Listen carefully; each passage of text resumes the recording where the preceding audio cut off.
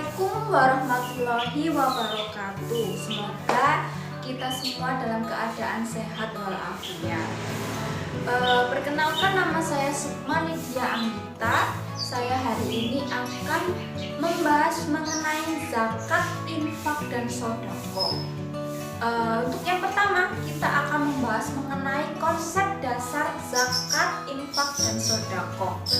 Zakat sendiri merupakan hak dari Allah SWT yang diberikan oleh manusia kepada orang-orang yang membutuhkan. Zakat berasal dari bahasa Arab yang berasal dari kata al-zaka yang berarti berkembang, suci, dan berkah.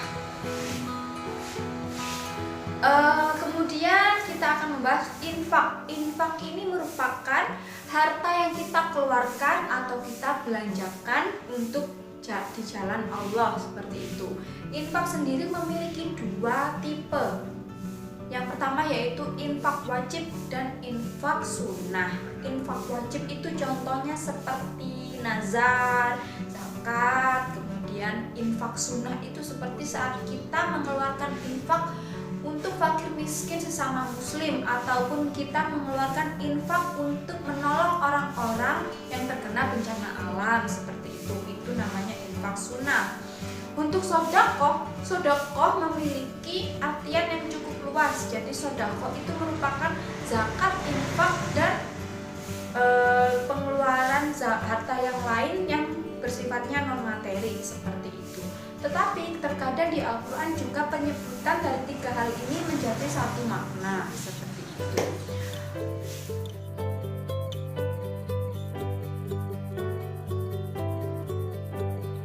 Lalu siapakah orang-orang yang berhak untuk mendapatkan zakat?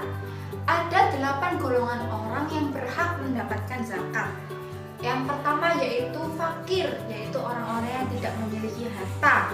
Kemudian yang kedua yaitu orang miskin, yaitu orang yang masih memiliki harta, orang yang masih bekerja, orang yang masih mencari nafkah tetapi hartanya tidak cukup untuk memenuhi kebutuhan sehari-hari. Kemudian ada amil, yaitu orang yang ditugaskan untuk mengumpulkan dan mengelola, membagikan zakat. Tugas zakat itulah namanya amil.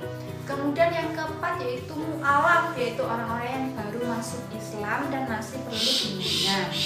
Yang kelima yaitu rikob, yaitu orang-orang yang memerdekakan budak, baik membeli maupun membebaskan dirinya dari perbudakan. Kemudian yang keenam adalah horim, yaitu orang-orang yang terlilit hutang. Yang ketujuh adalah sabilillah, yaitu orang-orang yang membutuhkan segala keperluan untuk menegakkan agama Allah. Kemudian yang ke-8 adalah ibnu sabil, yaitu orang-orang yang melakukan perjalanan jauh.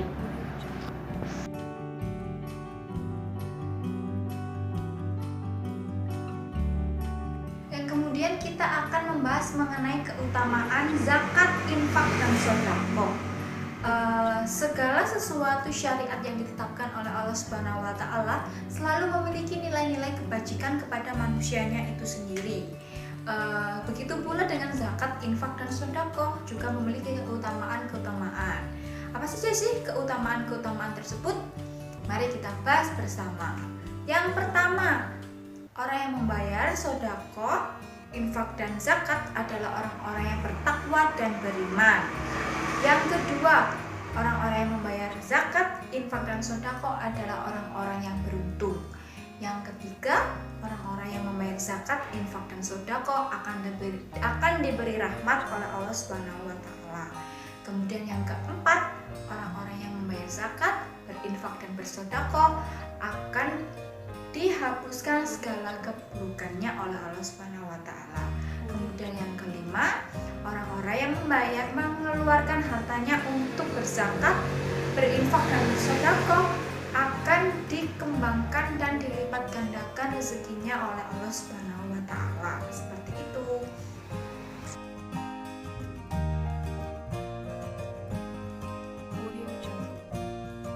Kemudian kita akan membahas mengenai konsistensi terwujudnya gerakan zakat, infak, dan sodako dalam Muhammadiyah. Jadi konsistensi pergerakan zakat, infak, dan sodako dalam Muhammadiyah ini termasuk konsisten hingga saat ini. Hal ini terbukti dengan dibentuknya pada tahun 2002 yaitu mengenai lembaga zakat nasional yang dinamakan dengan Lazismu. Lazismu ini merupakan lembaga nirlaba dengan tingkat nasional yang memberdayakan masyarakat melalui pemberdayaan dana dari zakat, infak, dan sodako, baik dan dana-dana kedermawanan yang lain, baik yang didapatkan baik secara perorangan dari lembaga, perusahaan maupun instansi yang lain.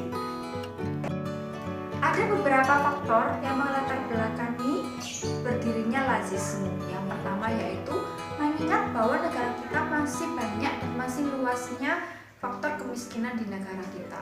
Kemudian faktor pembangunan yang masih lemah di negara kita ini diyakini adalah menjadi faktor-faktor yang mempengaruhi tatanan sosial di negara kita.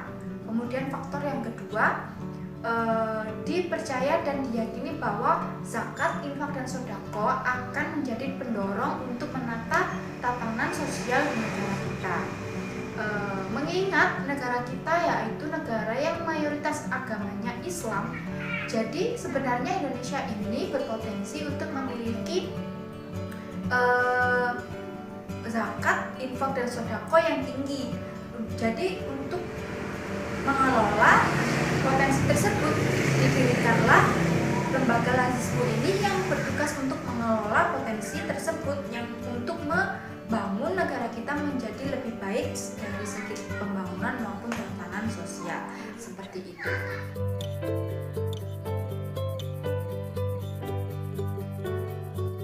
Materi yang saya sampaikan tersebut jika kita refleksikan kepada kehidupan kita sehari-hari, maka dapat disimpulkan bahwa kita harus mentaati syariat yang telah ditetapkan oleh Allah Subhanahu wa taala, yaitu untuk berzakat, berinfak, dan bersodaqoh.